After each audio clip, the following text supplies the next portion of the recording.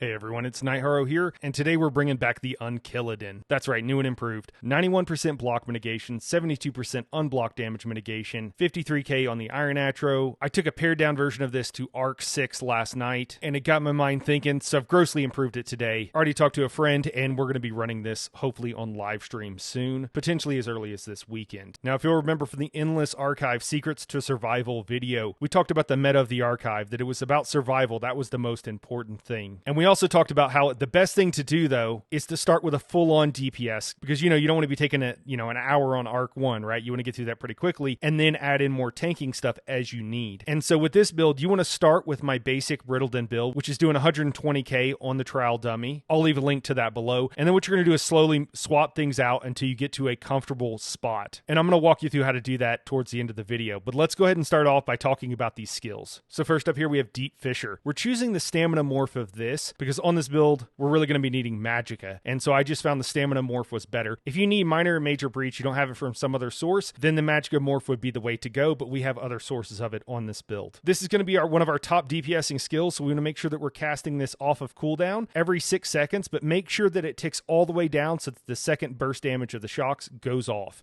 That's very important. Next up here is going to be Arctic Blast. Arctic Blast is our burst heal. It only will heal us, it won't heal anybody else, but most of the time everybody's going to be running Ring of the Pale Order anyways. This also provides us with a damage over time ability centered on us, as well as proccing minor brittle. This build is all about the ice damage, all about applying that chilled status effect. So whenever you finally get that focused efforts vision that pops up, you're absolutely going to want to take it, and this build is going to synergize really well with that. It's one of the strongest buffs, one of the strongest visions you can get in the archive right now, and it works amazing with this build. Next up here is going to be Destructive Reach. This is going to be our main spammable, and it also procs our Master's front bar arena weapon that we're going to be using, so it's very important that we try to use this skill as often as possible, but at least every 4 seconds for maximum damage.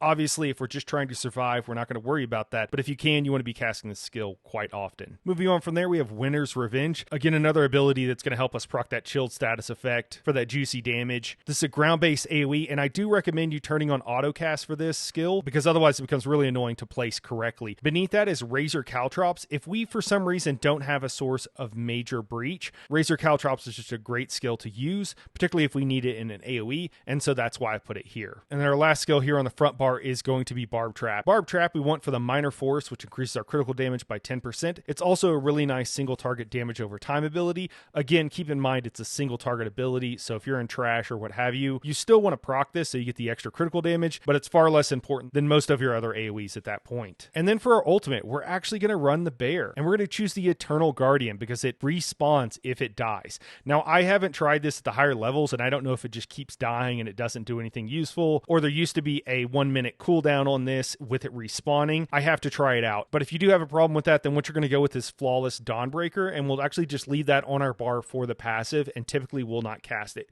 You can, it does fine damage, but typically we'll just leave it for the passive and we'll use something else on our back bar. Now moving on to the back bar, first up here we have Unstable Wall of Frost. You could also use Blockade of Frost. That would also be viable here. It just lasts for 5 more seconds, but it doesn't have the burst part of the ability. The reason I like Unstable Wall is even though we're going to be really mag starved, if you do want burst damage in trash, you can just spam Unstable Wall, and it has a direct damage portion that will do quite a bit of damage. So that's why I like the Unstable Wall, but either morph is actually fine. And again, this is going to be another skill that helps us proc that chilled status effect. After that, in our Secrets to Survival video, right, we talked about wanting to be able to use tri-stat potions instead of using weapon or spell damage potions, because there's no great way to get major intellect or major endurance, which increases our recovery of stamina and magicka respectively. Potions are the main way to do it in ESO, and we want both of them. So using just weapon damage potions will only give us stamina, and using spell power potions will only give us magicka. So what we want to do is try to use tri-stat potions. Well, if we do that, then we need some source of major brutality and sorcery, and some source of major prophecy or savagery. Those increase our weapon and spell damage by 20%, and our weapon and spell critical by like 2,700. And those are what we would normally get from our spell power potions. But again, since we're not using those, we need something else.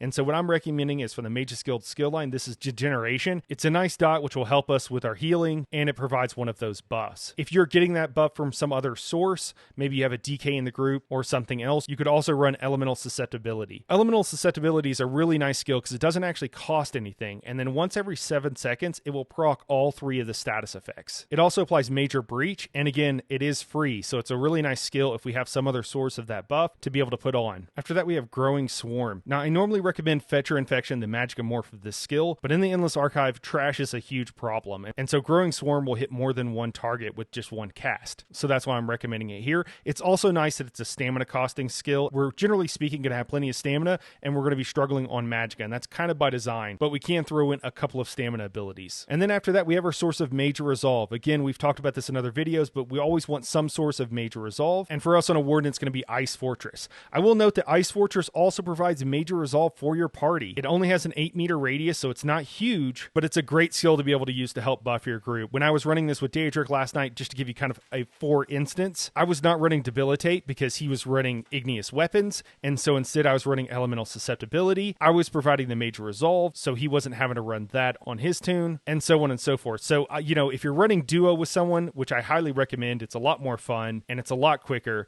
then I would strongly recommend that, you get together, talk about what buffs you can provide, and kind of figure it out together. It's very important for the Endless Archive, more than any other content in the game. And then last up here is going to be Lotus Blossom. Lotus Blossom is where we're going to get our source of Major Prophecy and Major Savagery, which increases our weapon and spell critical. It also provides us with a bit of healing whenever we light or heavy attack, and it will also heal our partner. One of the things that a Warden can bring is something called Minor Toughness, which increases your max health by 10%. It's an amazing buff. It's really huge and really important in the Endless Archive, but it seemed to be proccing Major Toughness for my ally, even though they had Ring of the Pale Order on. So Major Toughness normally requires you to heal someone else, and either a heal was getting through or it was proccing Major Toughness anyways, and I think that Lotus Blossom might have been the skill responsible. So kind of some secret tech there, I guess. I don't know if that's working as intended or not. And then again, for our back row ultimate, we're either going to go with the Eternal Guardian, the Magicka Bear that will respawn whenever it dies, or if that's just not working out for us, it's still dying over and over again or something like that, then we're going to go with Northern Storm.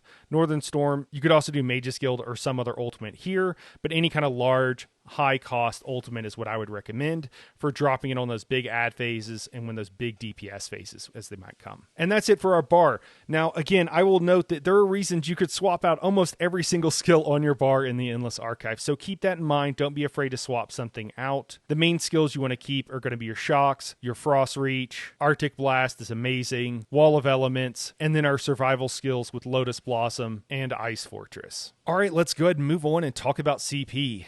Again, CP, everything with this build, you want to start with your full-on damage build and then add things in as you need to be more tanky and more survivable. So Fighting Finesse will increase our critical strike chance, so we're absolutely going to want to keep that on our bar as much as possible. One of the most important buffs to have. Then we have Duelist Rebuff. Duelist Rebuff will reduce our damage taken with single target abilities by 6%. So that one of the main things that will kill you in this archive is the ads. Particularly the light attacks from the Marauders hit super hard. When a Marauder comes out, you just want to be holding block and then doing damage as best you can. You will have to let go sometimes, but it's really important to hold block as much as you can because even their light attacks hurt really bad.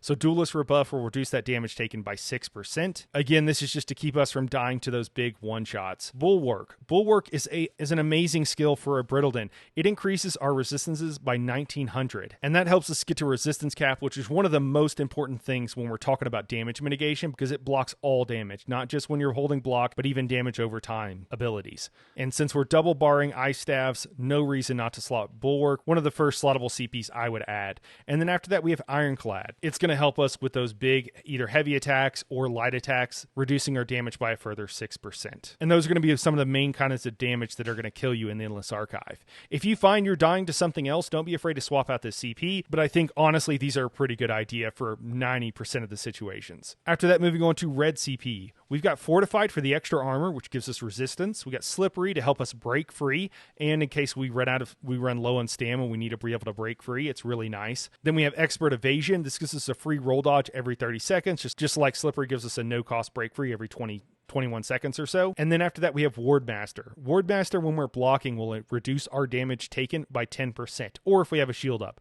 Now, we're not really using shields on this build, but we will be blocking, particularly when those Marauders come out. And in my experience, the Marauders are the thing that's really going to kill you right now, or a heavy attack. So that's why I recommend Wardmaster. And then we're putting 64 points into stamina. Now, this is kind of a Magicka build, so it's might seem a little bit odd, but since the hybridization, this works just fine. The other reason we want all that flat stamina is for blocking and dodge rolling, for staying alive, which is the hardest thing to do inly in this archive.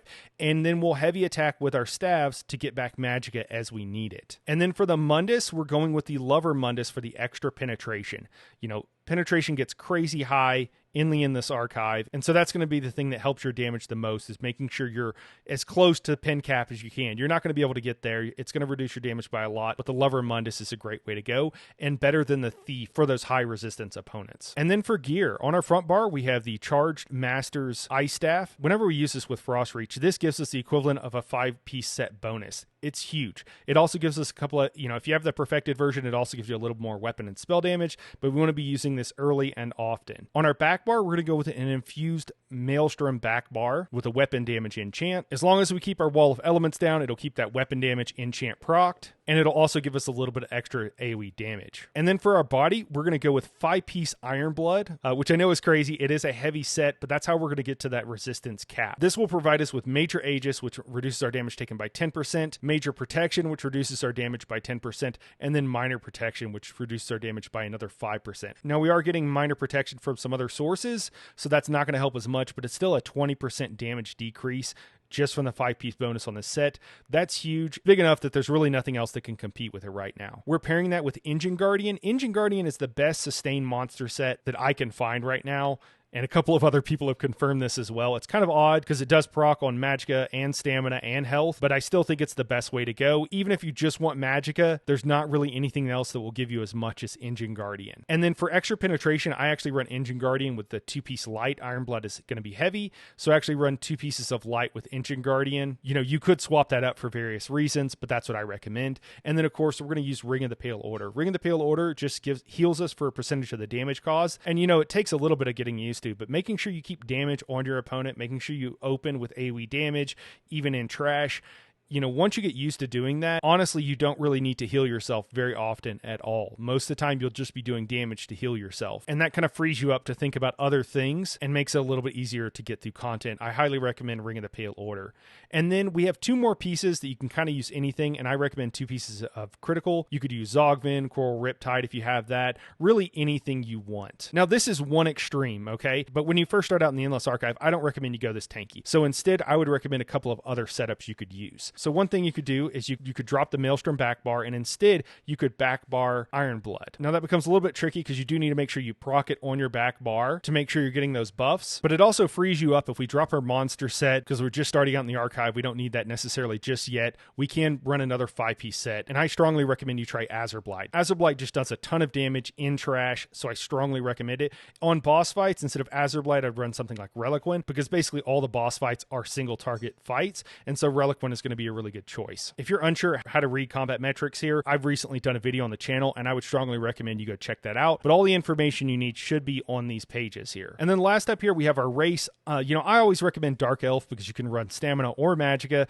and so you can respec and not need to worry about changing your race or anything like that. But run whatever race you want. It's not that big of a deal. A Khajiit would be really good in here if you're generally just going solo, and it would work well with stacking stamina. But again, any race with this kind of a build, I think my Brittleden is a high elf, and I still run stamina. Yes, it's a little bit less damage, but I don't think it's that big of a deal. And we're not trying to optimize for damage. As mentioned before, we're going to be running Tri-Stat Potions, and then for food, I recommend Jewels of Misrule. Now, you could run something that gives you more maximum stamina for extra damage. That would be fine, but when you get to the really tanky parts, I recommend Jewels of Misrule. It gives you maximum health, and then it gives you stamina and magicka recovery. This is basically tanking food, and again, we're just trying to make sure that we don't die, and so that's why we're running tanking food. Again, I made it to Arc 6, and I didn't have half the stuff on this build. It was halfway complete at the time. And I think that's it for this build. If you guys have any questions, feel free to drop by the That Wasn't the Boss Discord server, or let me know down below and I'll try to answer as I can. Sometimes in the comments, it's not the best place to answer like really in-depth questions.